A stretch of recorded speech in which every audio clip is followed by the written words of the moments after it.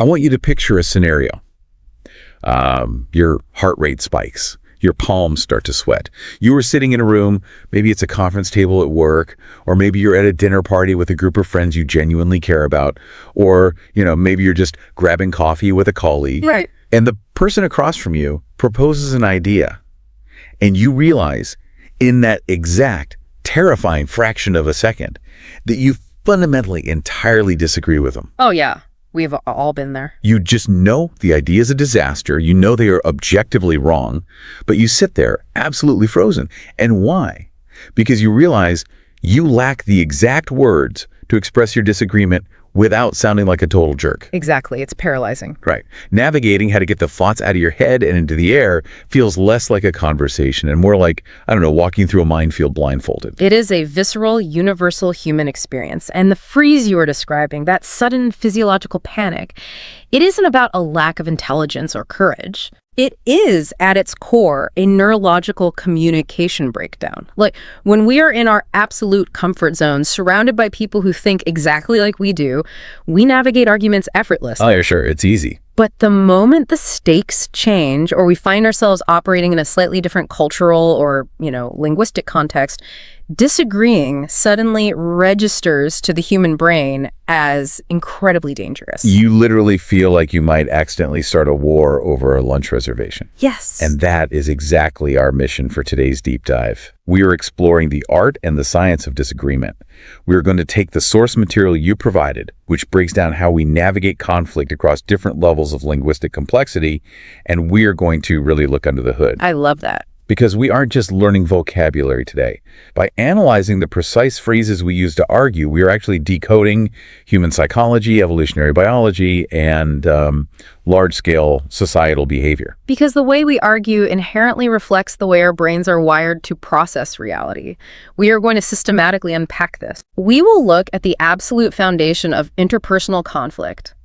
The basic underlying mechanics of simply rejecting an idea without triggering a threat response. That's the baseline. Exactly. And from there, we will look at how we construct bridges during negotiations, how we de-escalate primal emotional conflicts, and finally, we will look at what happens when these interpersonal tools fail on a macro level. Which is terrifying. It is, leading to the kind of societal breakdown and polarization we are seeing today. I keep thinking about this progression like martial arts training. Oh, that's a good analogy. Yeah, like you don't walk into a dojo on your very first day and start learning how to fight an entire army of ninjas. No, you would get destroyed. You start by learning how to stand. You start by learning how to block a single slow motion punch without accidentally breaking your own wrist in the process. That is so true. You just have to master the absolute basics of defense and balance before you can engage in complex combat. And in the realm of human communication, that first slow motion punch is the simple act of rejection. Let us begin exactly where all communication starts. The foundational mechanics of saying no. Okay, let's do it. So the core question we have to answer first is one that seems counterintuitive. Why is a simple "you are wrong" so incredibly dangerous to say out loud? Because it feels like it should be the easiest, most efficient thing in the world. Like, you are wrong, boom, data transferred, conversation over. Right. But the sources highlight that this is the single biggest mistake people make, especially when they are translating their thoughts directly from another language or more direct culture into English. The danger of direct translation is a massive point of friction in global communication. We really have to look at this through the lens of what anthropologists call high context versus low context cultures. Okay, break that down for me. Sure. So in many cultures, take Russian, German, or Dutch cultural frameworks, for example, directness is not just acceptable, it is a sign of respect. Oh, wow. Okay. Yeah, it signals honesty, efficiency, clarity. To say, "You are wrong," or "that is a bad idea," is simply stating a data point. It is an objective observation about the idea, not the person. That makes total sense. However, if we look at the cultural framework of English, particularly British and American English, the architecture of politeness is entirely different. Right. The sources say we value politeness sometimes to a fault. Like, we are terrified of friction. We are so terrified of it. In Anglo-American communication, bluntly saying "you are wrong" bypasses the logical centers of the listener's brain and goes straight to the amygdala. The threat detection center. Exactly, the alarm bell. It is perceived not as a data correction, but as a hierarchical attack.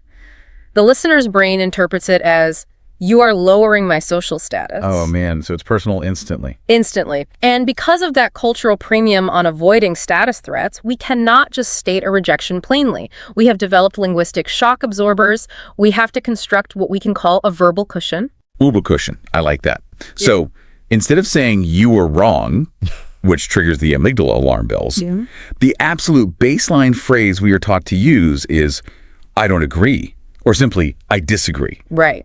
But honestly, even if you just say that flat out like, I disagree, it still feels a little bit sharp, doesn't it? It still feels like a tiny paper cut. It does. It is still a bit too abrupt for the cultural palate of American or British English because it is still an absolute statement of opposition. This is where the verbal cushion really takes its final shape. Okay. To soften that phrase, we instinctively add introductory elements. The most common, and perhaps most misunderstood one being, I'm sorry, but... So instead of I don't agree, you say, I'm sorry, but I don't agree. Yes. That single addition drastically alters the sociological weight of the interaction. Okay, I have to push back on this because when I read that in the sources, my immediate cynical reaction was, wait, why are we apologizing? It's a common reaction. Right. If you propose a, objectively terrible idea, let's say you want to put all our company's money into a failing stock and I disagree with it, why am I the one saying, I'm sorry, I didn't do anything wrong? It feels like I'm taking the blame for your terrible thought process. This is a crucial point of friction for anyone studying human communication. We have to detach the phrase, I'm sorry, from its literal historical meaning of guilt, remorse, or penance. So it doesn't mean I'm actually sorry. Not at all. We need to look at this through the sociological lens of Erving Goffman's facework theory.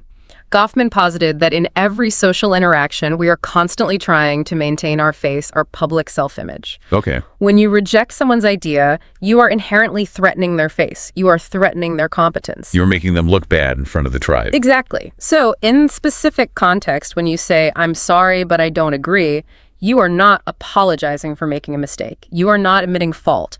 You are performing what linguists call negative politeness. Negative politeness. I've never heard that term. Yes, it is a linguistic mechanism designed to acknowledge the other person's territorial feelings before you deliver the rejection. It is a way of saying, I recognize that the statement I am about to make will cause you slight social discomfort, and I am acknowledging your right to feel comfortable even as I disrupt it. Wow. It is purely a social lubricant. So it's like wrapping a brick in bubble wrap before you throw it at someone. That is a perfect visualization of the mechanics at play. Because the brick is still a brick. Yeah. The core message, the rejection is identical. It has the exact same mass and density. Yes. If I say I don't agree, that's the raw brick. It might break a window. It might trigger your fight or flight response. But if I wrap it in the bubble wrap of, I'm sorry, but I can still toss it to you, you still catch the brick. You still get the core message that your idea is rejected, but it doesn't leave a psychological bruise. Precisely. The bubble wrap preserves the mass of the rejection, but removes the sting. And the sources offer another incredibly effective way to wrap that brick, which involves a subtle but deeply profound linguistic shift. What's that? It is the use of the negative verb to think. I found this part fascinating because it seems so minor, but it completely changes the reality of the conversation. It is a brilliant evolutionary adaptation in our language. Instead of saying, that is a bad idea, which is a statement of absolute objective fact, you shift the phrasing to, I don't think that's a good idea. I don't think. Just adding that. Yes.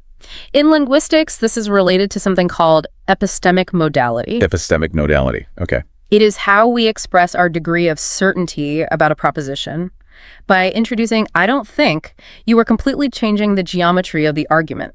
You are moving the disagreement away from an objective, undeniable reality in the physical world, and you are framing it entirely within your own subjective internal perception. So if I say that is a bad idea, I am essentially making a universal claim. I am saying God, the universe, and all of humanity agree that your idea is garbage, which essentially calls you an idiot for having it. Yes. You are attacking the idea in the real world. But if I say, I don't think that's a good idea, I'm making it about my own brain. I'm saying, hey, maybe it's just my faulty perception. Maybe I'm the one missing the genius here.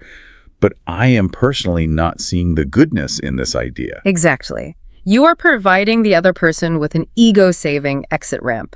It is much softer because it leaves room for the theoretical possibility that you might be the one who is wrong, even if you absolutely know you aren't. That is so clever. Another variation of this is saying, I am not sure about that. Again, you are expressing personal doubt rather than declaring absolute opposition. You are lowering the stakes of the conflict from a definitive battle of facts to a mild, non-threatening difference in personal perception. Let's look at the real-world application of this from the source material, because seeing it in action makes the neuroscience of it click. Oh, absolutely. They use a very relatable scenario of colleagues trying to pick a place for a team lunch. Imagine we are planning this lunch and I say to you, hey, for the team lunch on Friday, I think we should go to that super expensive seafood restaurant across town. Now, if I were to reject that, using a direct, uncushioned translation, ignoring all social lubricants, I would say, no, that is a bad idea. It is too expensive. If you said that to me, my immediate reaction would be intensely defensive. My heart rate would jump. I would feel embarrassed for suggesting it in front of the team, and because the brain hates feeling embarrassed, I would instantly convert that embarrassment into anger directed at you. It's a natural defense mechanism. Right. The conversation would tense up immediately. I might even double down and start arguing about why seafood is actually a great value. But watch what happens to the social dynamics when we apply those foundational cushions. If you suggest the expensive seafood restaurant, I respond with, I'm sorry, but I don't think that's a good idea. It is too expensive for the budget, and I'm not sure everyone likes seafood. It is night and day. The biological threat response never activates. It is clear, it is simple, and it's perfectly polite. Exactly. You completely rejected my idea. I'm absolutely not getting my seafood lunch, but you didn't insult my intelligence in the process. The bubble wrap worked. You preserve the social harmony while successfully blocking the punch. And that is the essence of this foundational level of disagreement. You avoid the blunt force of, you are wrong. Yeah. You utilize phrases like, I'm sorry, but I don't agree. I don't think that's a good idea, and I'm not sure about that. You master the art of softening the blow. Which is incredibly useful if you just need to make a quick rejection and move on with your day. Yeah. But as we know, the real world rarely lets us just say no and walk away. Unfortunately not. What happens when that bubble-wrapped brick gets tossed back at you? You say no, but then they push back, and suddenly you are in a dialogue. We have to evolve our communication toolkit. We have to move from simply rejecting ideas to actively managing a continuing, potentially tense conversation. Which brings us to the next evolution in our deep dive.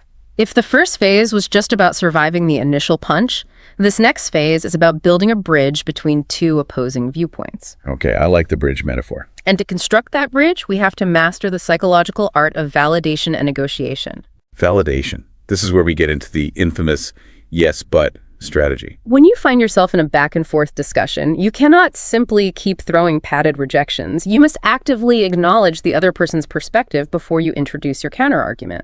The classic structural phrase for this is, I see your point, but... I see your point, but... It is an incredibly powerful psychological tool, along with variations like, that's true, however, or I understand what you're saying, but these phrases do immense, invisible, heavy lifting in a conversation before your actual disagreement is even voiced. Okay, here is where my skepticism flares up again, because I see this happen in corporate meetings every single day, and I have a deeply cynical reaction to it. Let's hear it. Isn't, I see your point, but just a socially acceptable, manipulative way of saying, shut up, I'm talking now. I mean, isn't it just a fake, polite speed bump before I run over your idea with my own agenda? That is a very fair critique, and it absolutely can be weaponized. If your tone of voice is dismissive, the brain picks up on the insincerity instantly. But let's look at the underlying psychology when it is used genuinely. Okay. We have to look at how the brain processes being heard. When we are arguing, our brains naturally put up defensive walls. We experience cognitive rigidity. Right. If I feel like you are just waiting for your turn to speak, if you are just reloading your linguistic weapons while my mouth is moving, my walls go up, I stop listening to you and I start preparing my next attack. We've all been in those arguments where neither person is actually listening. They are just waiting for a pause to launch their next missile. Exactly. But when you say, I see your point, but... and you genuinely acknowledge the substance of my argument, you are sending a very specific neurochemical signal. You are providing what psychologist Carl Rogers called unconditional positive regard, or at least a microdose of it. A microdose of positive regard. Yes. You are saying, I am listening to you, I have processed your information, I respect your intellect enough to accurately map your perspective. When a human being feels accurately heard and respected, their brain actually releases a small amount of oxytocin, which naturally lowers cortisol levels. Wow. Their defensive walls automatically drop. Ah, so it is not manipulation. It is tactical empathy. Precisely. Tactical empathy disarms the other person. It keeps their defensive walls down, which means when you finally deliver the but and introduce your contrary opinion, they are actually in a physiological state where they can process it logically rather than instinctively blocking it. That is wild. You have validated their reality before asking them to step into yours. For example, saying, I see your point about the efficiency of working from home, but I miss the collaborative office environment. You aren't saying their desire for efficiency is invalid. You are simply placing your desire for collaboration next to it on the table. You validate them to keep them physically and mentally at the table. But once you have them at the table, the conflict still needs a destination. We can't just sit there validating each other's feelings all day. A decision has to be made. We need a resolution, and this is where we introduce the mechanics of negotiation. The ultimate goal here is encapsulated in a word that governs everything from international treaties to marriage: compromise. The magic word. To compromise means that both sides in the conflict agree to give up a little bit of what they originally wanted in order to reach an agreement that satisfies them both. In game theory, this is the shift from a zero-sum game where I win and you lose to a non-zero-sum game. Right, everyone gets something. You both experience a calculated loss to achieve a mutual sustainable win. Like, I want to go to the beach, you want to go to the mountains, let's compromise and go to the lake. And the sources highlight this fantastic idiom that perfectly visualizes the physical geometry of this concept: to meet halfway. To meet halfway. This is a crucial phrase because it emphasizes the equal weight and shared burden of the compromise. It isn't just one person doing all the yielding. It's not, I'll meet you all the way over at your idea. Yeah. It implies equal distance. If you imagine a literal bridge over a canyon, we are both standing on opposite edges. If we want to connect, we both have to walk toward the center. Exactly. We both have to expend the exact same amount of energy and give up the exact same amount of safe ground. If we are negotiating a price and we can't agree, I have to drop my asking price and you have to raise your offer. We walk toward each other until we literally, physically meet halfway in the middle. That equal distribution of concession is the only thing that makes a compromise sustainable in the long term. If one person walks 80% of the way across that bridge, it is not a compromise, it is a surrender. And surrender breeds resentment. Oh, absolutely. Let's look at the real-world application from the source material to see how this geometry works in practice. They break down a scenario involving a high-stress project deadline. Let's play this out because this is where the theory hits the pavement. I'm your manager. We are under a lot of pressure. And I come to your desk and say, I really need this massive report finished by Wednesday. And as the employee, I know for a fact that Wednesday is mathematically impossible. But I can't just throw the foundational brick and say, I'm sorry, I don't think that's a good idea. Right, that would be bad. That might save my ego, but it doesn't solve the business problem, and it makes me look incompetent. I have to build the bridge, so I use the tactical empathy strategy.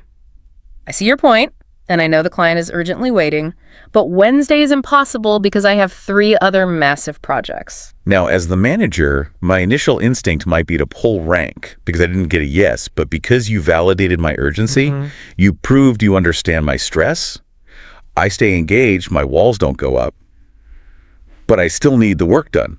So I use the validation technique right back at you.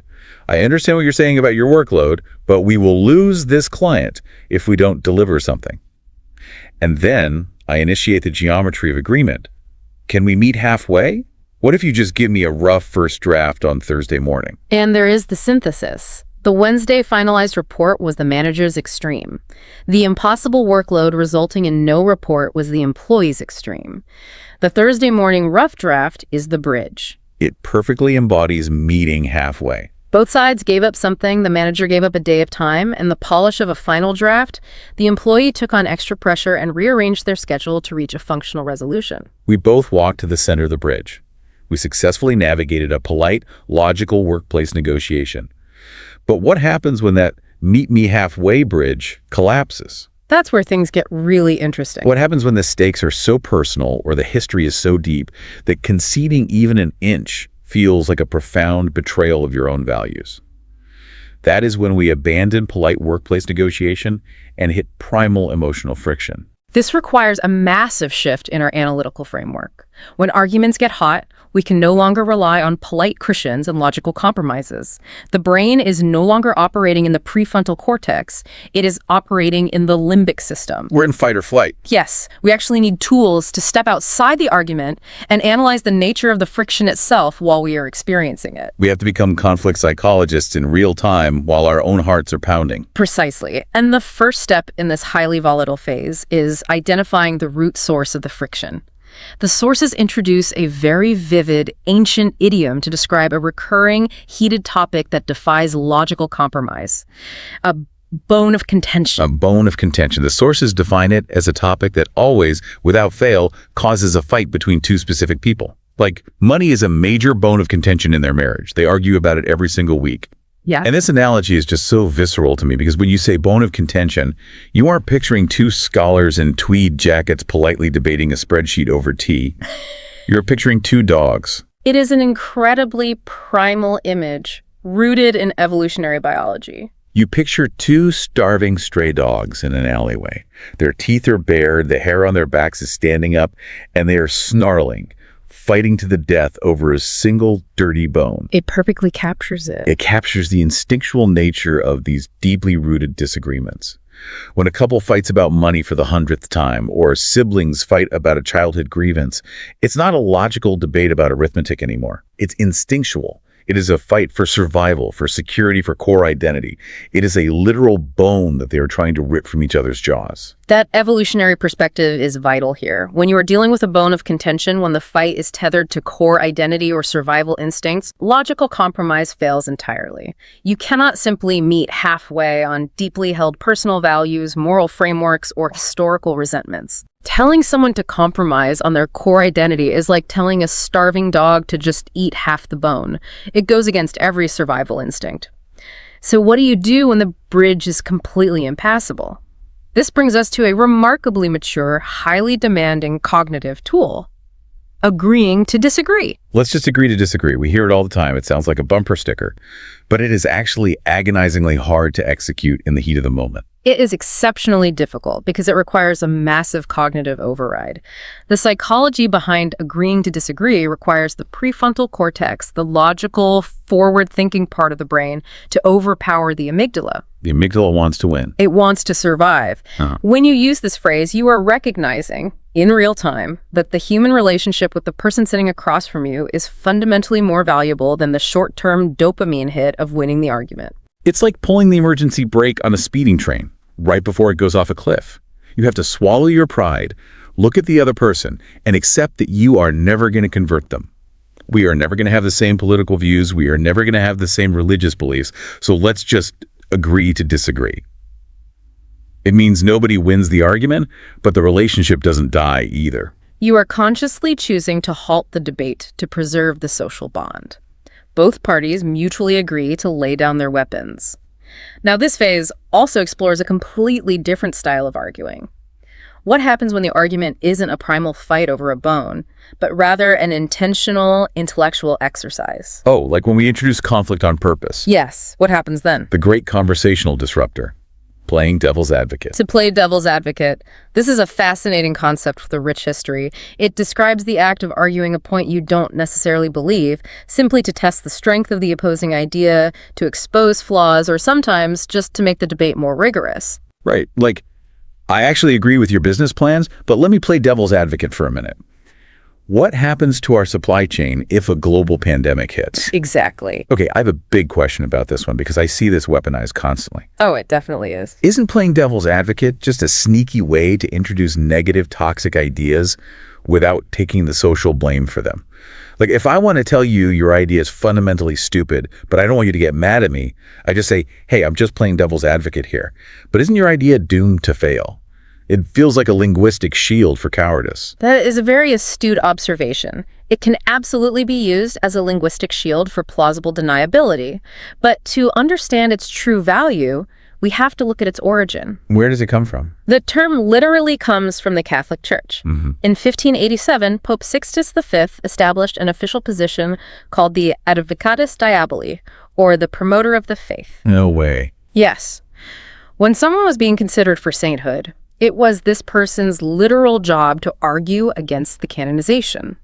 They had to look for flaws in the miracles, investigate the person's sins, and take the side of the devil. Wow. So they were legally required to be the hater. Exactly. They were required to be the skeptic.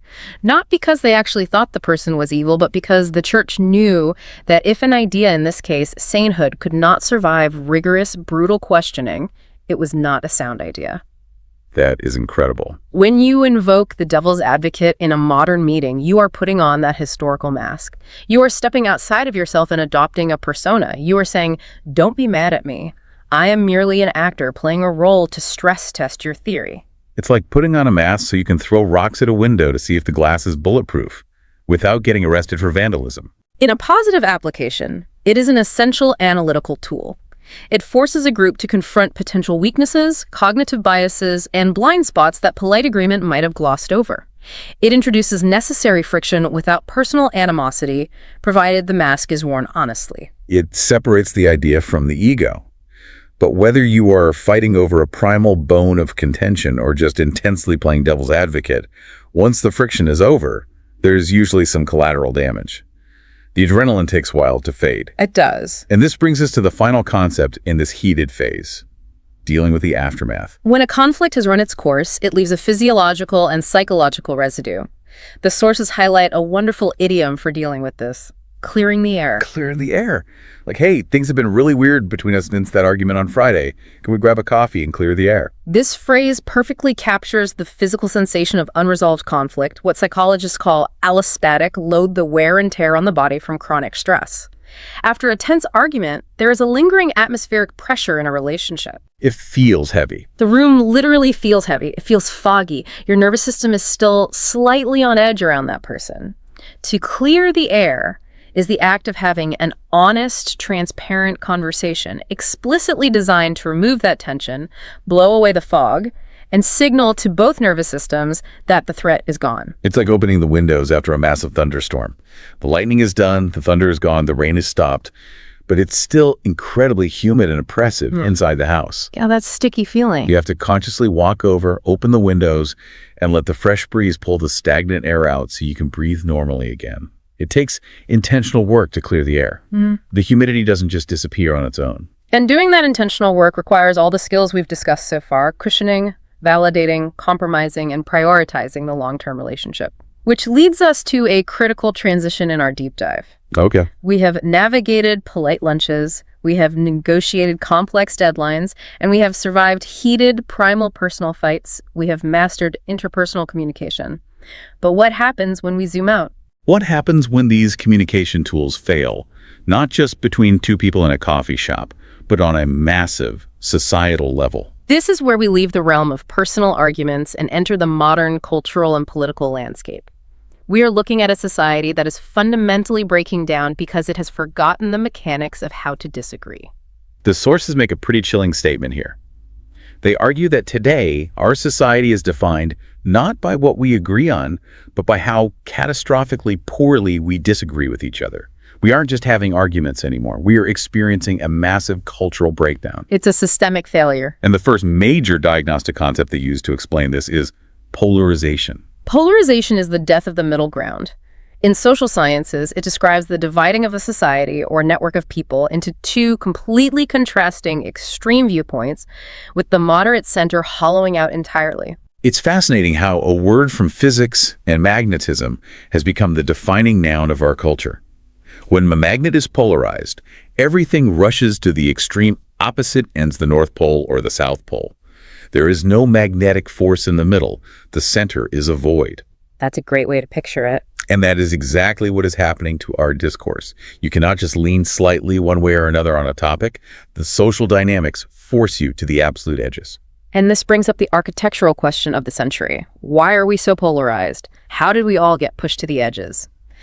The sources introduce the mechanism responsible for this, a concept known as the echo chamber. The echo chamber.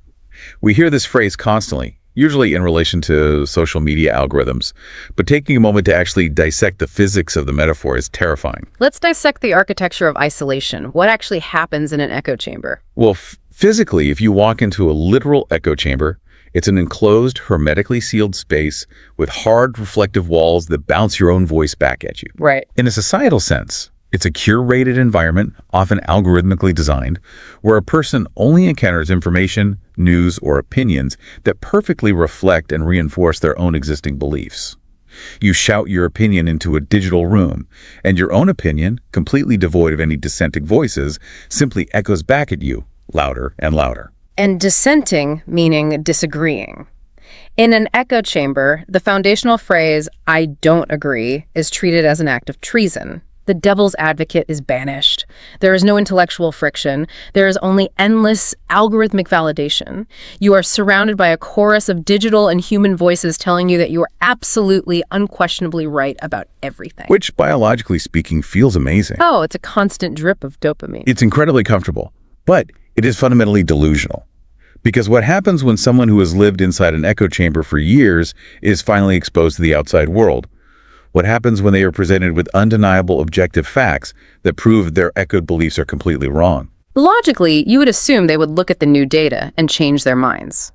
But they rarely do. The sources highlight a profound psychological concept that explains why facts so often fail to change minds. Cognitive dissonance. Cognitive dissonance. This is the heavy stuff. This explains so much of the modern world. It is the critical mechanism for understanding modern stubbornness. Coined by psychologist Leon Festinger in the 1950s, cognitive dissonance is the intense mental discomfort a person feels when holding two contradictory beliefs at the same time, or when they are confronted with new information that directly conflicts with their deeply held existing beliefs. Festinger's original study on this is mind-blowing. He infiltrated a UFO doomsday cult in the 1950s. Yes, Marion Keech's group, known as the Seekers. Right. So Festinger watches them as the date approaches. They believe the world is going to end on a specific date, and a flying saucer is going to rescue them. They sell their houses, quit their jobs, cut ties with their families. They bet everything on it. Then the doomsday date arrives. Midnight passes. No flood.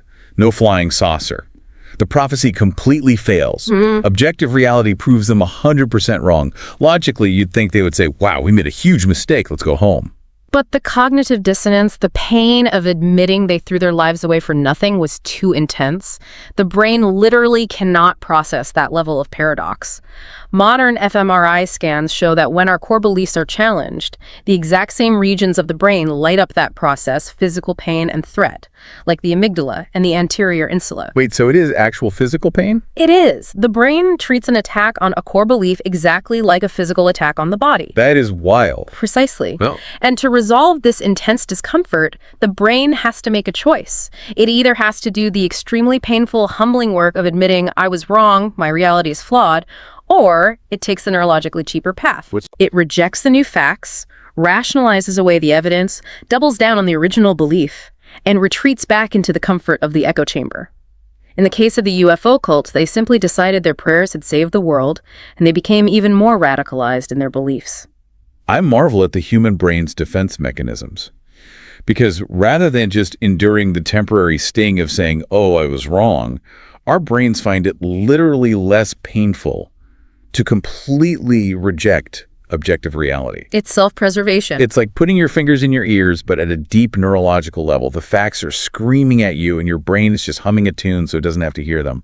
La, la, la. I can't hear the cognitive dissonance. I'm doubling down. And when an entire society is suffering from mass cognitive dissonance, when millions of people are retreating into echo chambers, the collective ability to argue based on shared facts evaporates. We can no longer debate the substance of an issue because we don't even agree on the basic reality of the issue. Wow. And when logic fails, what does the human animal resort to? We resort to the lowest, most primitive form of debate, which the sources identify with a great Latin term, the ad hominem attack. Ad hominem, it literally translates to the person. When cognitive resources are depleted, we regress to tribal defense mechanisms. We launch ad hominem attacks. This means attacking the physical appearance, the character, or the personal traits of the person making the argument, rather than doing the hard intellectual work of attacking the substance of the argument itself. It is the ultimate sign of intellectual bankruptcy.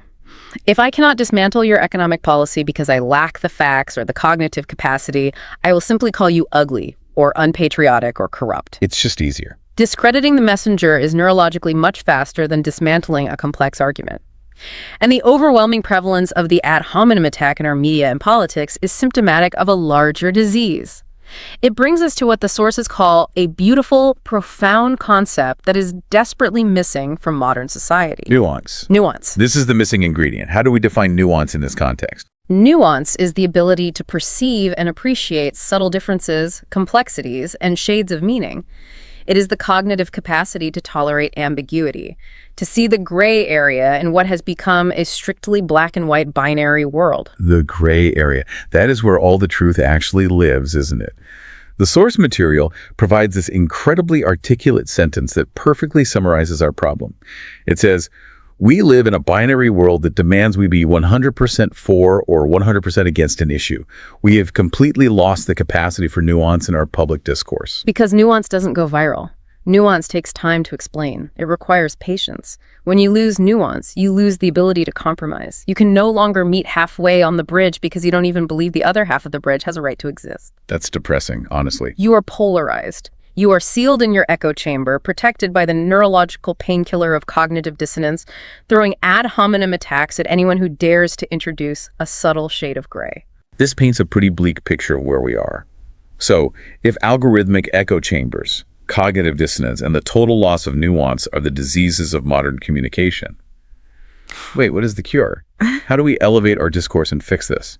The cure requires a fundamental philosophical shift in how we view the very concept of an argument. The sources suggest we have to reframe the argument entirely. In an echo chamber, an argument is viewed as a zero-sum battle to be won. It is war. I must destroy your idea to protect my identity. Right. But ideally, if we can reclaim nuance, an argument should not be a battle, it should be a dialectic. A dialectic. Yes. The dialectic is an ancient philosophical concept, stretching back to Socrates and later refined by Hegel. It is a collaborative search for truth. The Hegelian dialectic posits that you have a thesis, your idea, and you encounter an antithesis, my opposing idea. Okay, thesis and antithesis. Instead of destroying each other, those two ideas crash together, and the resulting friction creates a synthesis, a new, higher understanding that neither of us had before. It means two people with opposing views sitting down, not to defeat each other, but to test their ideas against each other to find a better reality. This is a radical conclusion. If we stop viewing a disagreement as a personal attack that we have to defeat, if we stop seeing it as a primal dogfight over a bone of contention, and instead we choose to see it as intellectual friction, everything changes. Everything changes. We actually collaborate with our opponent. We need their differing viewpoint to grind against ours so that the sparks can illuminate the truth. We aren't fighting against them, we're fighting with them to find the right answer. That is the ultimate goal of communication. That is the philosophical summit. You move from defending your fragile ego to collaboratively investigating reality. What an incredible journey this has been. Let's look back at the massive distance we've just covered. We started by learning how to manage our own amygdala responses. We learned the foundational verbal cushions of "I'm sorry, but," and "I don't think that's a good idea," wrapping our rejections in bubble wrap to navigate basic social survival. And from that foundation, we learned to build bridges. We learned the tactical empathy of, I see your point, but, and the equal geometry of meeting halfway in a compromise. We waded into the emotional heat. We diagnosed the primal bone of contention. We practiced the cognitive override of agreeing to disagree. We wore the mask of the devil's advocate, and we cleared the heavy allostatic load after a fight. And finally, we scaled the philosophical peaks, diagnosing the societal loss of nuance in a polarized ad hominem world and uncovering how cognitive dissonance traps us inside our own echo chambers. From a simple no to the complete deconstruction of modern public discourse. And the direct application for you, the listener, is profound. Disagreeing isn't just about fighting. It is the fundamental way we negotiate reality with other human beings. Whether you are dealing with a coworker, a spouse, or processing new information on the news, mastering this framework unlocks a completely new level of confidence. When you understand the mechanics of the bridge, you don't have to fear the conflict. Knowledge is most valuable when understood and applied. True intellectual confidence isn't about never being wrong. It is about having the psychological tools and the emotional regulation to navigate the friction of being challenged. So as we close out today's deep dive, we want to leave you with a final, lingering thought to ponder on your own. It builds on everything we've unpacked today. The next time you find yourself entirely agreeing with everyone around you, whether you are sitting in a meeting at work, laughing at a dinner party, or just scrolling through your perfectly curated social media feed, ask yourself this: are you experiencing a rare moment of brilliant collective truth? Or have you just successfully soundproofed your own echo chamber? I want you to take just a second and look at the very device you're likely using to listen to this deep dive right now. Yeah, literally just look at it. Seriously, just take a glance at it. Whether it's the smartphone, resting in your hand, or maybe the tablet propped up on your kitchen counter. Or a laptop glowing on your desk. Right. Or even just the wireless earbuds tucked into your ears right now. Take a moment to really look at the physical object itself. Notice the cold glass, the brushed metal, the weight of it in your palm. Exactly. Notice how entirely unremarkable it feels to have this slab of unprecedented computational power just sitting right there. It is a profound thing to consider, really. Because for most of us, the physical object has entirely vanished from our conscious awareness. Totally. We don't see the glass or the metal anymore. We look right through the screen into the stream of information. Technology has basically become the invisible water we swim in every single day. We're so habituated to its presence that we've lost the ability to observe it objectively. Right. We are completely submerged. Submerged is the perfect word.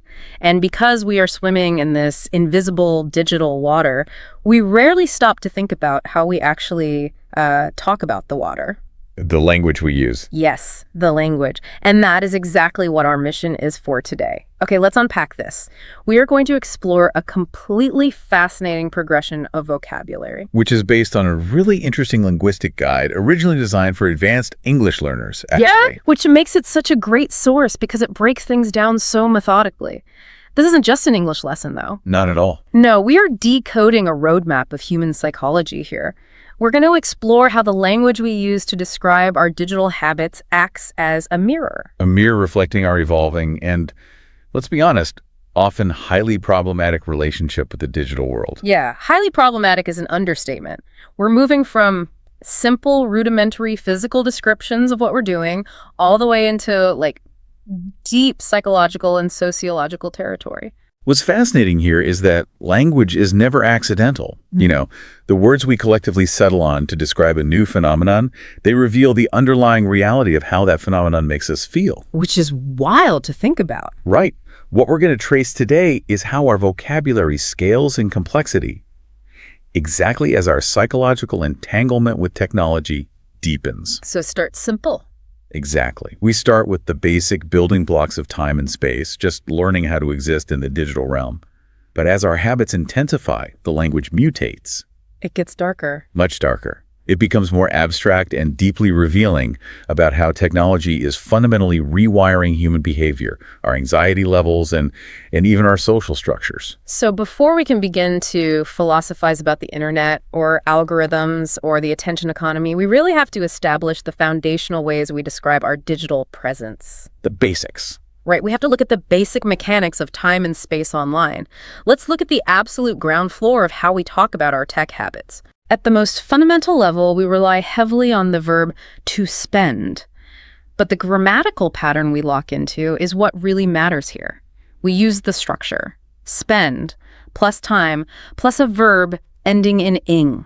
Right, and from a linguistic standpoint, this is highly specific. How so? Well, you don't say, I spend 2 hours to watch videos. No, that sounds super clunky. Exactly. You say, I spend 2 hours watching videos, or I spend a lot of time texting. That ing form is called a gerund, or a present participle. Okay, a gerund. Yeah, and its primary function is to denote a continuous ongoing state. It frames our digital habits not as finite, completable tasks, but as continuous states of being. I see. Because if I say, I am going to read a book, there is an implied ending to that. Right, the book has a final page. Exactly. I'll reach the back cover, I'll close it, and the task is physically finished. But spending time watching videos or spending time scrolling, that ing suffix, it just feels endless. It's a treadmill. Yes, it's a total treadmill. And it perfectly captures the architecture of the modern internet. There is no final page to a social media feed. Right. The ing form accommodates the endlessness of the digital environment. You are existing in a state of watching. It's just an ongoing vibe. Exactly. It's a continuous action without a built-in conclusion. The language naturally adapts to the environment. Because the internet is infinite, our grammatical framing of it becomes infinite as well. I really want to focus on the verb to spend itself, though, because I have a real issue with how passive that sounds. Oh, totally. Think about your typical morning routine, right? You wake up and you probably spend 20 minutes just reading emails or checking a feed before you even put your feet on the floor. Guilty. We all are. But we use the exact same verb for time that we use for currency. We spend money. Right, which inherently implies a transaction. Exactly. We are handing something over. So if we are spending our time online, what exactly are we buying with that time? That's the million-dollar question. Because if you spend currency in the physical world, the social contract dictates that you receive a good or service of equal value in return. Right, a fair trade. But when we spend 2 hours scrolling, the transaction is intensely asymmetrical. Asymmetrical how?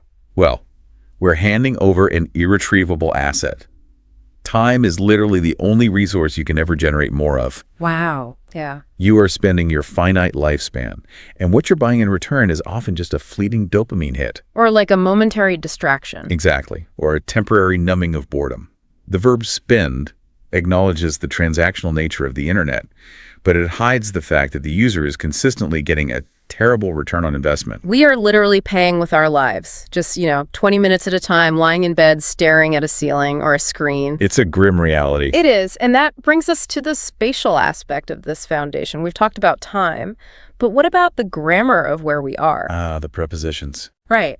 When we talk about our devices and the internet, we universally use the preposition on. I'm on my phone. I read that on the internet. Notice what we don't say, though. We never say we are in the phone or in the internet. Which is incredibly counterintuitive when you actually think about the human experience of it.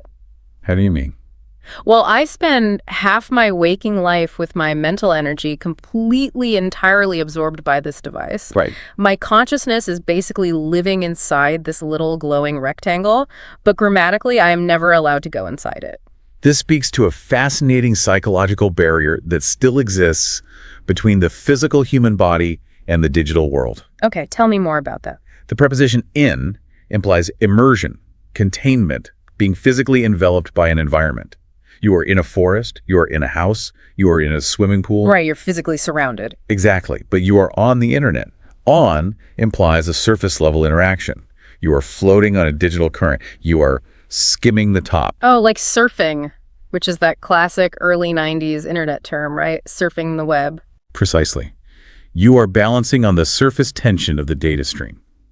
There is a literal physical sheet of glass separating your biological body from the digital information. That is such a vivid image. And no matter how deep your psychological entanglement goes, no matter how much of your consciousness feels like it is living inside that device, physically, you remain on the outside. So the brain knows. The human brain recognizes that it cannot physically inhabit a digital space. And so our language refuses to let us say we are in it. We are always perched on the edge, interacting with a surface. Okay, so we've established this foundational reality. We are spending a continuous, unending amount of time balancing on the surface of this invisible digital water. Exactly. Flowing logically from there, we have to look at the physical language of what our hands are actually doing while we're perched on that surface. The mechanics of it. Right. We move into the realm of tech phrasal verbs, which are essentially the heavy machinery of our digital vocabulary. And just to clarify for everyone, a phrasal verb is just a verb combined with a preposition or an adverb to create a new meaning. Like give up or break down. Right. Almost all of our digital actions are described using them. And when we look closely at them, they reveal an incredible reliance on the physical world to explain the abstract world. Let's start with the absolute basics of starting and stopping. To enter a website, an app, or a system, we log in or log on. Yep. And when we want to leave, we log out or log off, like, trying to log into a bank account and realizing you've forgotten your password for the 5th time this month. We've all been there. Yeah. But consider the etymology of the word log. We are operating in this hyper-advanced, invisible, wireless, digital space. Right. But the language we use to describe entering it is fiercely physical and centuries old. It sounds like lumberjacks, honestly. Like chopping wood. It actually originates from nautical terminology. Wait, really? Ships? Yes.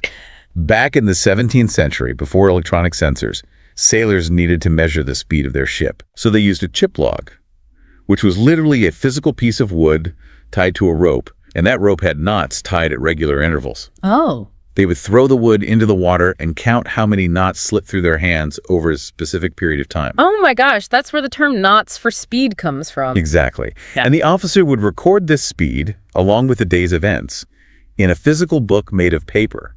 That book was the logbook. Wow. So fast forward to the mid-20th century. When early, massive computer systems were developed, they needed a way to record who was accessing the system and when. So they just borrowed the sailor's term. Right. They likened entering your name into the computer's record to a sailor entering the day's speed into the ship's physical logbook. That is amazing. So to enter the most ethereal, abstract digital space today, we use a word grounded in the physical reality of throwing a block of wood off a 17th century sailing ship. That is absolutely wild. We desperately need these physical anchors to understand this abstract space, don't we? We really do. It's kind of like the concept of skeuomorphism in design. Skeuomorphism being the practice of making digital interfaces look like physical objects to help users understand how to use them. Right. The ultimate example is the save icon on almost every piece of software. It's a floppy disk. Which is funny because... Most teenagers today have never held a floppy disk. Exactly. They might not even know what it is physically, but they know that specific image of a square piece of plastic means save my abstract digital data. It's ingrained. We cling to the physical world because the digital world is essentially invisible. And the next phrasal verb we use constantly is a perfect example of that physical clinging, to scroll through. Right. Scrolling through being the act of moving a finger up and down a touch screen or a mouse wheel to browse content. We've all been there. You are bored in a waiting room or sitting on a train, and you casually scroll through an endless feed of images and opinions for 45 minutes. Just mindlessly. Yeah. Or the much more destructive version, you get into bed at 11 p.m., you tell yourself you'll just check the news for a second, and suddenly it's 1 a.m. and you are still scrolling. It happens so fast. But again, look at the word, a scroll. We are talking about rolled up parchment from ancient libraries. We navigate our hyper-personalized, AI-driven social media feeds using the exact same terminology ancient scholars used when unrolling papyrus in the Library of Alexandria. It's such a funny contrast. But think about the mechanical difference here. A physical scroll requires two hands. It is fragile. Fragile. You have to carefully unroll one side while rolling up the other. And most importantly, a physical scroll has a physical end. It stops. You literally run out of parchment. There's nothing left to read. Exactly. But the digital scroll is frictionless. It requires only the micro movement of a single thumb. Barely any effort at all. And because of the invention of the infinite scroll algorithm, which, by the way, was a design choice specifically created to eliminate the natural stopping cues that tell our brains it's time to move on to another task, the parchment never ends. That's so insidious. It is. The irony is beautiful and tragic. The most cutting-edge technology relies on a metaphor from antiquity, but strips away the physical constraints that made the ancient object manageable. And when the lack of constraints catches up with us, when we're scrolling too much on this infinite digital parchment and our eyes are literally burning, the language shifts dramatically. It moves into habit management. Exactly. We start using phrases like cut down on and unplug. Which is fascinating because both of these phrases treat the digital environment not as an abstract space, but as a tangible physical substance that can be quantified, ingested, or forcefully severed. Let's look at cut down on. It usually means reducing your screen time. But we borrow this phrase directly from the language of dieting and physical health. We say we need to cut down on sugar or cut down on trans fats. When we apply this to digital consumption, we are framing information as a physical substance that we are literally ingesting into our bodies. It implies that digital content is consumed just like food. Yes. And just like a diet high in junk food, an overabundance of low-quality digital content is physically and mentally detrimental. We are treating data as a dietary input. And a diet requires willpower and restraint, which we all know is exhausting. Very much so. And when willpower completely fails, we have to resort to the extreme measure to unplug. The nuclear option. Right, taking a weekend trip to a cabin in the woods, leaving the laptop at home, and completely unplugging. But think about the visceral physicality of that word. It's very aggressive. The vast majority of the devices we are addicted to, our phones, our tablets, our smartwatches, They do not have physical cords attached to them while we use them. Right, they're all battery powered. We are tethered by invisible Wi-Fi and cellular signals. Yet to express the concept of stopping, to conceptualize breaking our connection to the invisible water, we have to summon the violent imagery of gripping a physical cord and forcefully yanking it out of a wall socket. It's like we need the violence of a physical disconnection because the invisible connection feels so inescapable. That's spot on. Because the tether is invisible, breaking it feels nearly impossible. We rely on the heavy, physical metaphor of the plug just to give ourselves the psychological permission to believe we can actually disconnect. This physical habituation, the chopping of the logs, the unrolling of the scrolls, the pulling of the plugs, it cannot happen in a vacuum. It has consequences. As we perform these physical actions hour after hour, day after day, they inevitably mutate into profound psychological reactions. This is where things get really heavy. Yeah, this is where the conversation takes a significant and much darker turn. We have to move from what our thumbs are doing to what is happening inside our minds. We move into the idioms of addiction and anxiety. This is the critical pivot. We transition from objective descriptions of time and space into the subjective, internal, and often deeply uncomfortable experience of the user. The language gets way more intense. The vocabulary escalates in severity. We leave behind the neutral language of spending time and enter the language of compulsion. The first phrase that captures this shift perfectly is used to describe someone who physically cannot look away from their device. We say they are glued to the screen. Now, contrast glued to the screen with the preposition on that we discussed earlier. Oh, right. Earlier, we were just floating, bouncing on the internet. It sounded light, casual, almost recreational. Surfing, skimming, just breezy. But glued is an entirely different mechanical state. Totally. Glue is a chemical adhesive. It binds two objects together forcefully, making them impossible to separate without causing damage. Ouch. If you are glued to the screen, you are trapped. You are immobilized. The agency has been entirely removed from the user. You think about being out at a restaurant, right, and you see a couple sitting across from each other. Oh, I see this all the time. The candles are lit, the food is there, but they are both completely silent, heads down, glued to their screens. Or worse, only one of them is, and the other is just sitting there watching their partner be held hostage by a piece of glass. It's heartbreaking, really. You don't glue yourself voluntarily, you get stuck. This raises an important question about our autonomy. When we say we are spending time, it maintains the illusion that we are in control of the transaction. Like we're making a choice. Right, we are choosing to spend. But when the language shifts to glued, it is a collective admission that we are losing control. Our digital habits have crossed the line from voluntary actions into involuntary restraints. Are we in control, or are our devices holding us hostage? Here's where it gets really interesting, though. Because once you are immobilized, once you are glued and staring into that glass, your mind has to go somewhere. It starts to wander. It wanders through the digital maze. And that brings us to one of the most evocative phrases we use. Going down a rabbit hole. A magnificent metaphor drawn directly from Lewis Carroll's Alice's Adventures in Wonderland. I love this one so much. It describes that phenomenon where you start with a simple question, you click a link that leads to another link and another, and suddenly you have lost complete track of time and you're reading about something completely unrelated to your original thought. It happens to the best of us. I actually have to share one of mine. I was trying to figure out the proper ratio of yeast to flour for a sourdough starter, right? A very simple, normal baking query. Very practical. 2 hours later, I am reading intensely detailed, declassified CIA documents about the Acoustic Kitty project from the 1960s, where they tried to wiretap cats to spy on Soviet embassies. That is the quintessential rabbit hole. You start with flour and end with Cold War feline espionage. It's hilarious, but it is also deeply disorienting. You literally snap out of a trance, look at the clock, realize it's 2 a.m., and you have absolutely no idea how you got there. And that disorientation is exactly why the Alice in Wonderland metaphor is so brilliant. Think about the narrative of the book. Falling down the rabbit hole is not a gentle, controlled descent. No, it's terrifying. It is a sudden drop into a subterranean, surreal world where the established rules of reality no longer apply. Logic is inverted. Space expands and contracts. Time is severely distorted. The Mad Hatter is stuck at 6:00 p.m. forever. Exactly. When we use the phrase rabbit hole to describe our internet usage, We're acknowledging that the digital world is a logic-defying space that severely distorts our perception of reality and time. We're just tumbling. It starts with innocent curiosity following the white rabbit just to see where it goes. But it ends in a state of total cognitive dislocation. You are tumbling through an environment designed to keep you falling.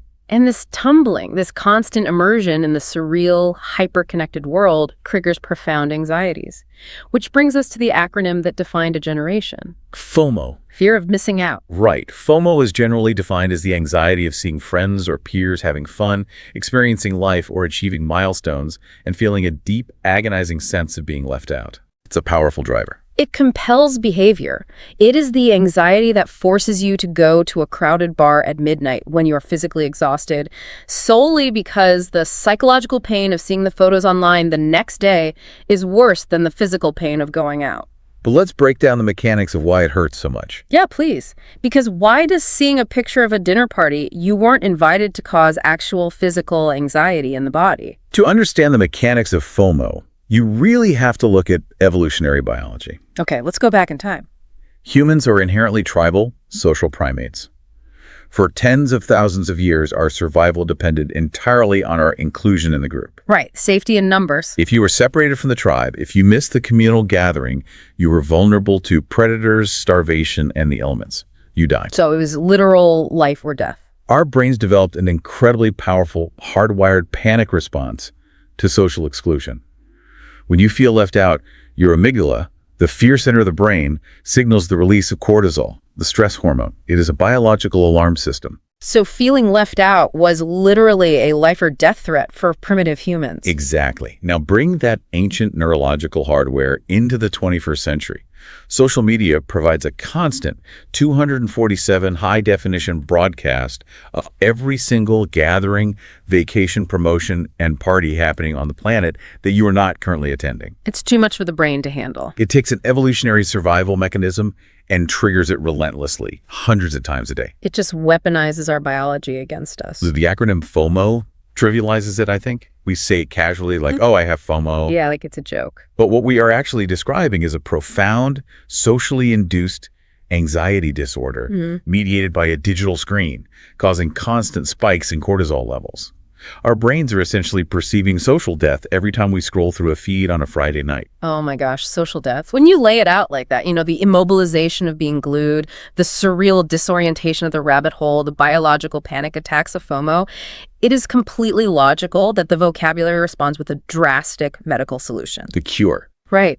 When the internet makes us this sick, we seek a cure. We talk about taking a digital detox. And the term digital detox typically refers to a designated period where an individual completely refuses to use smartphones, tablets, or social media in an attempt to reduce stress and regain mental clarity. But again, look at the specific word choice. Detoxification. We are borrowing a very serious medical term here. The medicalization of this terminology is a stunning indictment of the technology we rely on. Seriously. In a clinical setting, detoxification is the physiological or medicinal removal of toxic substances from a living organism. It is associated with overcoming severe substance abuse, alcohol, heroin, or recovering from ingesting literal poison. We don't take a detox from reading fiction. We don't take a detox from gardening or playing the piano. Precisely. By framing a break from technology as a detox, society is collectively, almost unconsciously, acknowledging that social media and constant connectivity function as literal toxins within our psychological system. We're basically admitting we're poisoned. We are essentially saying, I have poisoned my neural pathways with too much digital stimulus, and I need to flush my system to survive. It implies that a normal, healthy, baseline state of human existence requires the absolute absence of these devices. That is a remarkably heavy realization, and it pushes us to a critical juncture in our deep dive today. If we recognize that the water we were swimming in is toxic, we have to ask why. Right. Who poisoned the well? Exactly. Why do we keep falling down these rabbit holes? Why is the FOMO so biologically intense? Why does the technology function like a poison we can't stop drinking? We have to stop looking at the symptoms of the user and start looking at the architects who designed the trap. We need to zoom out. We move into the realm of the invisible architecture of the internet. algorithms, and attention. This is where we move beyond describing our own subjective habits and begin analyzing the systemic, structural forces that govern those habits. This requires a shift to systemic thinking. Okay, let's do And it. the foundational concept here is the algorithm. No. In a pure computer science context, an algorithm is just a neutral set of instructions. A recipe, basically. Right. It is a mathematical recipe used by a computer to solve a problem or calculate a function. A calculator uses an algorithm. But when we talk about the algorithm with a capital A in the context of our digital lives, we mean something entirely different. In the sociological context, the algorithm refers to the highly guarded, incredibly sophisticated artificial intelligence systems deployed by massive tech conglomerates. The big guys. Right. Their primary directive is not to solve a mathematical problem for you. Their primary directive is to predict your behavior, manipulate your psychological vulnerabilities, and keep you engaged on their platform for as long as humanly possible. And the phrase we hear constantly is that these algorithms are designed to hijack our psychology, which is an incredibly aggressive, violent term. It is the forceful takeover of a vehicle by a hostile party.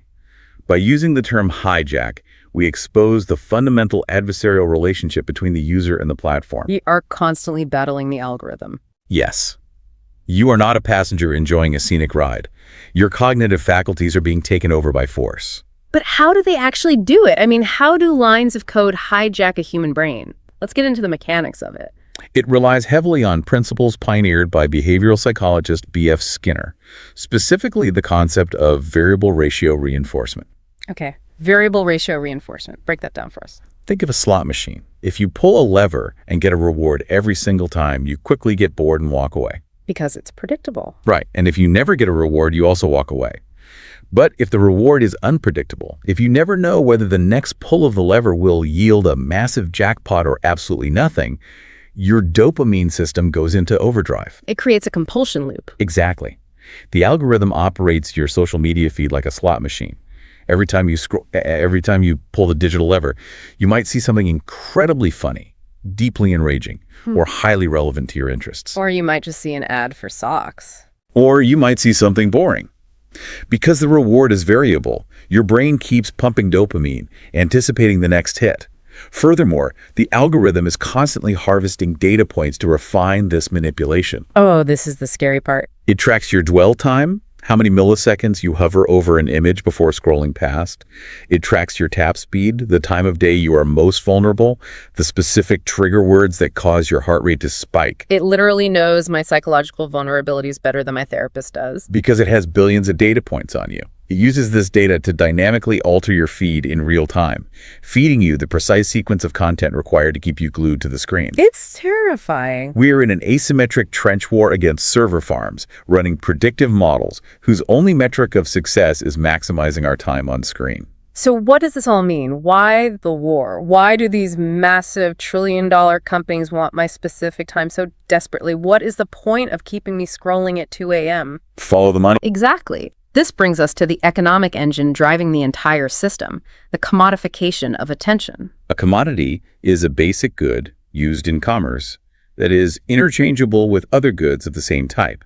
Historically, the commodities that drove global economies were tangible, physical resources. Like wheat, oil, gold, timber, coal. But in the digital age, the paradigm has shifted entirely. The most valuable raw material on Earth is no longer pulled from the ground. It is human focus. The commodification of attention means that your literal conscious awareness has been transformed into a raw material. It is extracted, refined, packaged, and sold on open markets to the highest bidder, which is almost always the advertising industry. I really want people to stop and rethink the concept of free apps right now. We all have dozens of applications on our phones that didn't cost us a single penny to download. Right? Totally free. We get free email, free maps, free social networking, free video hosting. But there is that famous chilling axiom in the tech world. If you are not paying for the product, you are the product. It is the invisible, heavy price we pay every single time we log in. When you spend 2 hours scrolling through a free feed, the platform is extracting your behavioral surplus. Mining us. They are mining your data and your focus. They package that behavioral profile and sell it, guaranteeing advertisers access to your retinas. We are the resource. Our brains are the oil fields being relentlessly drilled, and our attention is the crude oil being pumped out to fuel a multi-billion-dollar economy. That's exactly what it is. It completely shatters that innocent grammatical concept we started with, spending time. We aren't passively spending our time. Our focus, our finite cognitive energy is being aggressively, systematically harvested. And this raises a profound existential question for society. What are the long-term ecological consequences for the human mind? Yeah. If we build an entire global economy around the relentless extraction and monetization of human focus, and if human focus is a finite resource, what is left for us? What happens to the natural landscape of human cognition when it is strip mined for data 24 hours a day? We don't have to guess, unfortunately, because we are living through the fallout right now. And that brings us to the final segment of our deep dive. The consequences. If our attention is being mined like a raw material, we have to look at the environmental damage to our internal landscape. We are looking at the neurological and sociological rewiring of the human species. It's a huge shift. Let's start with the neurological impact, the concept of digital amnesia, or as it's often called, the outsourcing of memory. The premise here is that because we have near infinite computational power and access to all of human knowledge resting in our pockets, we no longer commit facts, phone numbers, directions, or historical dates to our long-term biological memory. I mean, I don't know anyone's phone number anymore. We simply rely on search engines. We have literally outsourced the cognitive function of memory to external server farms. And the linguistic choice of outsourcing is fascinating. It's a purely corporate term. A corporation outsources its manufacturing to a cheaper factory overseas to maximize profit margins and increase efficiency. By saying we outsource our memory, we are treating our biological brains like corporate entities obsessed with optimization. Why spend the biological energy manufacturing a memory internally when it is faster and cheaper to just access it on the cloud? It seems efficient, right? But I have to challenge this concept heavily. I don't inherently see this as a tragedy. In fact, isn't this the ultimate cognitive upgrade? How do you mean? Think about how much mental energy, how much processing power humanity used to waste just memorizing rote facts or navigating physical geography. Yeah. If I don't have to devote brain space to memorizing 12 different phone numbers, or the capital of North Dakota, or the exact street-by-street directions to a new restaurant because my GPS does it for me, doesn't that free up my brain? It's a common theory. Doesn't offloading that trivial data allow my mind to focus on higher-level critical thinking, creativity, emotional intelligence, and complex problem solving? My brain isn't a filing cabinet, it's a processor. It is a very compelling argument, and it's the primary defense used by tech optimists who view the smartphone as an evolutionary cognitive prosthetic. An evolutionary cognitive prosthetic, I like that. The idea that we are freeing up mental RAM. However, the neurobiological reality is much more complex and much more concerning. How so? If the space is empty, why can't I use it for something better? Because the brain does not operate like a computer's hard drive. In a computer, storage and processing are separate components. In the human brain, they are deeply intertwined. Okay, intertwine how? Memory is not just a filing cabinet of isolated facts. Memory is the very scaffolding of human intelligence. Consider spatial memory, for example.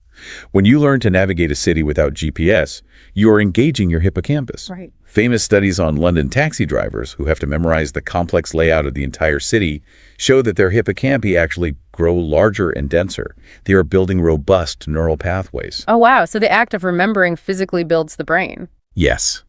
When you navigate via GPS, you are simply following turn-by-turn prompts. You are not building a cognitive map. The hippocampus is underutilized. It just sits there. Furthermore, cognitive synthesis, the ability to connect two disparate pieces of information to form a new creative idea, relies on those pieces of information existing inside your biological memory network. You cannot creatively synthesize information that is stored on a server in Nevada. Wow. Okay, so an empty hard drive doesn't mean a faster computer. It just means an empty computer. We aren't freeing up cognitive space for higher level thinking. We are letting the muscles required for higher level thinking atrophy. Exactly.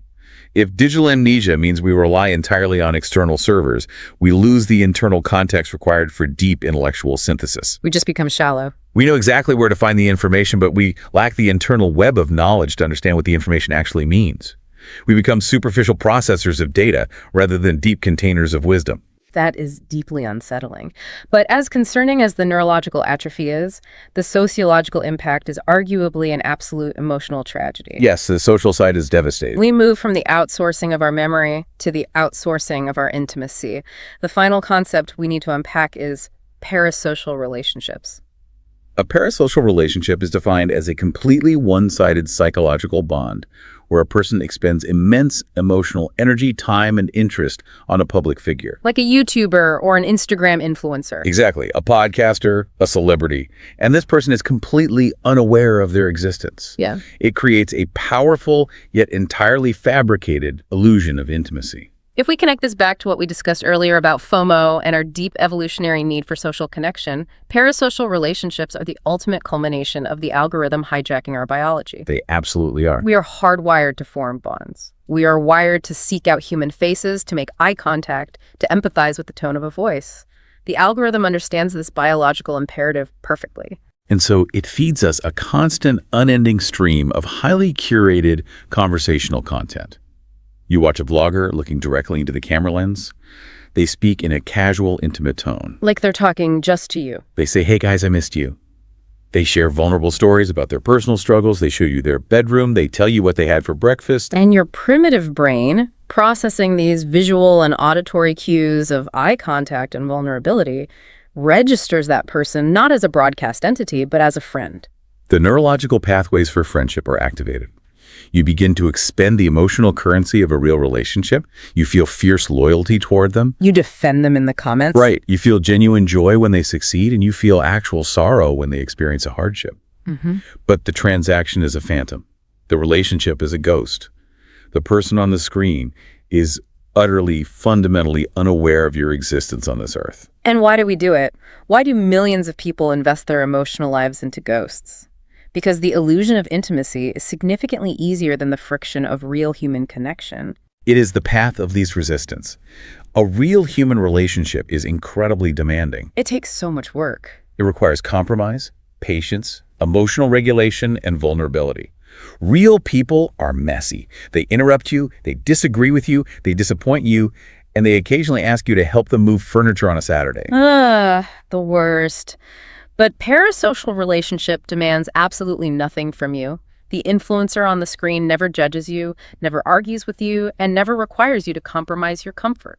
It is a perfectly frictionless, optimized simulation of friendship. But the result of substituting friction for simulation is an epidemic of deep, profound isolation.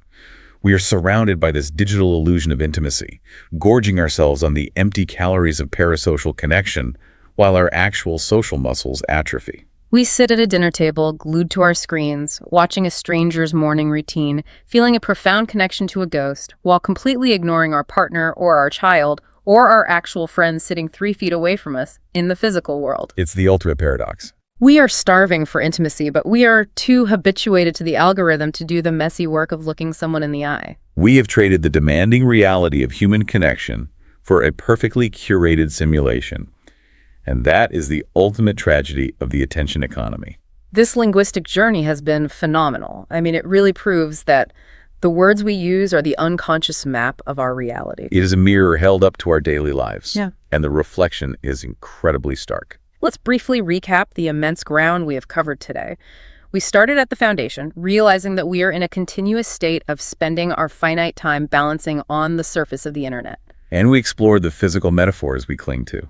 Chopping wood to log in, unrolling ancient parchment to scroll through, and needing the violent imagery of a cord to unplug. Which then plunged us into the dark, psychological reality of our habits. We found ourselves immobilized, glued to the screen, tumbling down logic-defying rabbit holes. Suffering the evolutionary cortisol spikes of FOMO. Right, and realizing we are dealing with a toxin that requires a digital detox. And finally, we pulled back the curtain to expose the architects. We faced the algorithm and its variable ratio reinforcements, designed to hijack our minds for the commodification of attention. We confronted the reality that we are the oil fields being mined. Leaving us with hollowed-out memories through digital amnesia and breaking our hearts with the frictionless, one-sided ghost of parasocial relationships. The language does not lie. The progression from physical action to psychological capture is entirely mapped out in the vocabulary we use every day. So we want to issue a challenge directly to you, the listener. It is a small challenge, but a necessary one. Do a mini digital detox today. Unplug for just 1 hour. Just 1 hour. Pull the metaphorical cord from the wall, look away from the screen, step away from the invisible water, and give your brain the space to process this information in the physical world. And as you embark on that hour of disconnection, as you sit in the quiet of the physical world, I want to leave you with one final thread to pull on, a thought to mull over while you are offline. Let's hear it. We have established that we are increasingly suffering from digital amnesia, outsourcing our memories, our facts, and our internal maps to server farms. And we've established that our deep evolutionary social needs are increasingly being outsourced to the frictionless illusion of parasocial relationships with avatars who do not know we exist. So when you finally log off, who is actually left in the room? Exactly. If your memories are stored in your phone and your friends are generated by the algorithm, what remains of the self when the device is finally unplugged? Who are you when the screen goes dark? Sit with that question during your digital detox. Look at the device in your hand one more time. It is the invisible water we swim in. But for the next hour, try climbing out onto dry land. Thank you for dedicating your time and your attention, your most valuable commodity, to us today. We will see you on the next deep dive.